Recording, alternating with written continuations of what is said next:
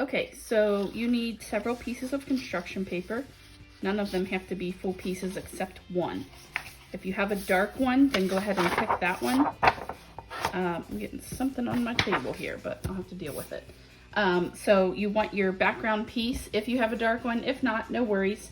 I am gonna write in a black crayon so it shows up, because it is so dark it might not show up with a pencil. So we're gonna write our first and last name, our room number, and our grade level, and then flip that to the front. And then next you need a circle to trace. So lids are a good option. And then you want to pick what your center color will be. So if I wanted to do this red, that barely fits, but I might actually do that. So I'm going to put that on there and trace it. And then we're going to cut that out. Now, if you do not want to do a circle, your other option is to do a heart. So I can show you that here in just a minute. So this is a great way to use up your scraps as well. So we should have been saving our scraps while we had our extra pieces from when we've used them other times. So I'm gonna move this stuff out of the way. So that would be my circle. If you wanna do a heart instead, I'm gonna draw it on here. We can draw about a medium-sized heart. So about the size of that circle, okay? And if you need to draw it more than once to get it the right shape, no worries. So let's say that's my heart, and then I'm gonna cut that out also.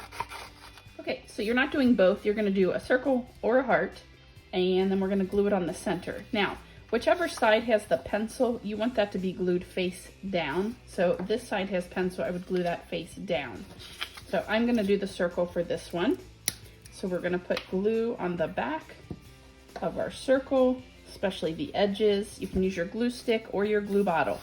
Now I also want you to decide, do you want it in the middle? Do you want it a little off to the side? It's up to you. Decide where you want to put that, and then push nice and hard so that it's sticking down. And then let's put our glue lid back on. So then we're gonna get our scraps and cut a strip. So kind of like we did with our winter bird collages for the branches. So I'm going to cut one strip and get that ready.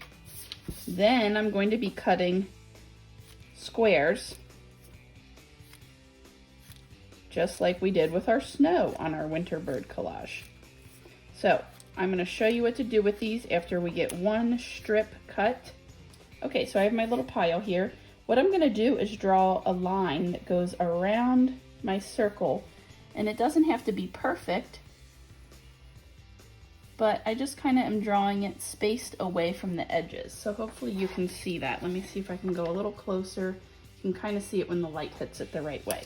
Then we're gonna put glue stick on that space. So I'm gonna put it right around these edges. Normally we don't put glue on the paper, we put it on the back of our items.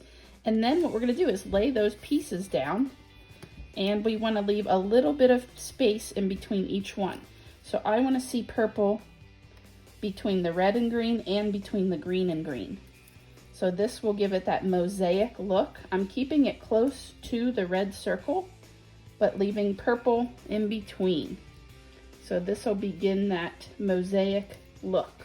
Now, if it's happening to dry before you get there, then put a little more glue down, because if you're not putting them down quick enough, I noticed it is starting to dry on me. So just keep an eye on that. And now if I run out of squares like it looks like I'm going to, then I'm just gonna cut some more. So I cut another strip just to finish out that circle of green. And we can always repeat this color, so just save them if you cut more. So let's see. That should get me through. Okay, as I get to this last spot, that might be too big to have purple all the way around, so I'm just gonna trim it just a little bit. And that looks wonderful, okay? So then we're gonna draw the next circle, very similar. So draw a circle, or if you're doing a heart, you can draw the heart. And then this time the circle's bigger, so I'm gonna do just a little bit of glue, okay? And now this time I wanna cut a different color. so I'm gonna cut this blue. Again, when you start to place it, I want it close to the green, but not touching the green.